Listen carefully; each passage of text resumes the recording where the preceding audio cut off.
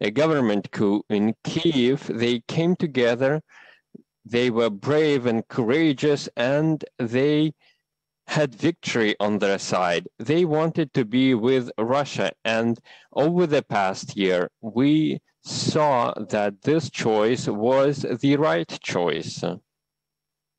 Just look at the developments in the Donbass region right now, and it will be clear to all of you.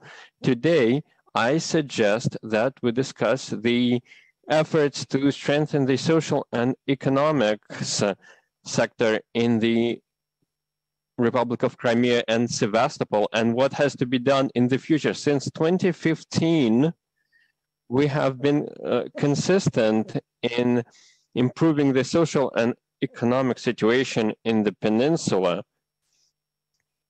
Until 2025, we expected to allocate over 1 trillion rubles and 375 billion rubles to this effect, and these funds must go towards financing more than 1,000 projects and construction projects, and one half of them have already been completed. We are working on improving the transport infrastructure. We've built a new airport, a state-of-the-art airport in Simferopol. We opened the Crimea bridge, and we are about to complete the construction of Taurida, a state-of-the-art motorway. We are also improving energy supply to the peninsula, and we are introducing a new capacity and replacing old stations with the new ones. We have been able to resolve the problem with power outages in residential neighborhoods. We are also working to ensure fresh water supply to Crimea. Right after 2014, we drilled wells and we transported water from the reservoirs to the big communities, and we also work to improve the utilities infrastructure. Everyone is aware of this problem because nothing has been done for decades to solve this issue. We created new water sources. We're rebuilding new water treatment facilities across Crimea, which is also a major challenge and a big issue for Crimea, which requires system-wide solutions. And unfortunately, we need more time to work on solving this issue. We will have much to do to improve transport infrastructure and other infrastructure facilities.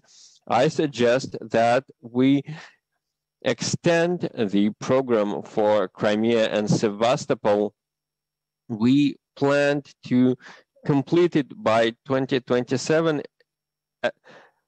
We planned to complete it in 2025, but now we're talking about 2027 and maybe up to 2030, and to provide it with the required funding. And I would like to emphasize that all infrastructure projects have to be fast-tracked and accelerated. We need to complete as soon as possible the construction of Taurida motorway. I've driven along this road. It is a magnificent roadway, and the last section is almost ready. This is a key section in the entire motorway. Once it is launched, it will be very easy to reach Sevastopol. So I ask the participants to tell us about the progress on this project. And also we need to improve the living environment in Sevastopol. As for the funding, it has to remain at the required level in the years to come. And you know this very well, and you know the efforts we have been making across the country. For Crimea and for Sevastopol, it is as important as for the entire country. We need to make better use of the best global and national practices and use new architectural solutions, and to hear the voices of the people of Crimea, we also need to fix regional and local roads. And I had a report this morning that these efforts are underway in Crimea, and the funding that is needed has been allocated and even above the planned amounts, actually better than in the previous years, and the spending has been quite effective. To have a modern road network is a great opportunity for promoting tourism and transport logistics. We also need to work on other infrastructure projects, including housing and utilities. We need to rebuild the old water treatment networks. So there's a lot of effort that needs to go into this project. We need state-of-the-art infrastructure. This is a key driver for developing tourism and other new industries for the peninsula. We need to make the best use and to promote private initiatives. I will ask you to report on the incentives and on attracting investment, on developing SMEs, and for creating modern jobs. Of course,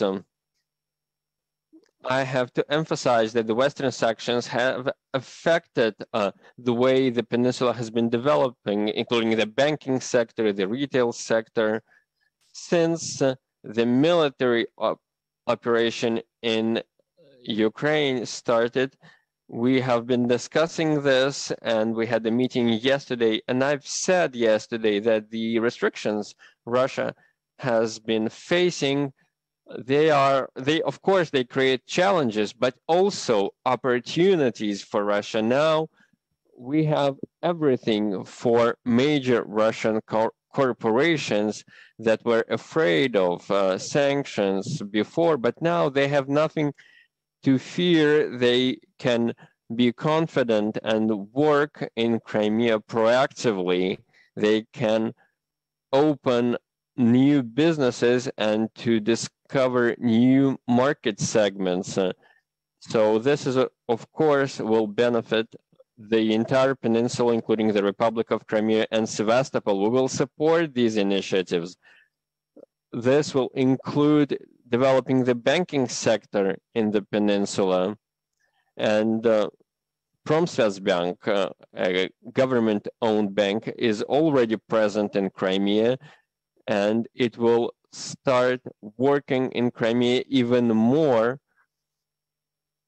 so that agricultural producers and tourism operators can benefit from lending opportunities so that the bank opens its network of offices. This will be a major impetus for promoting business activity in the peninsula. It will enable the region to work more closely with other regions. Let's discuss all this and hear the reports. I would like to pass the floor to Mr. Husnulin. Please, you have the floor.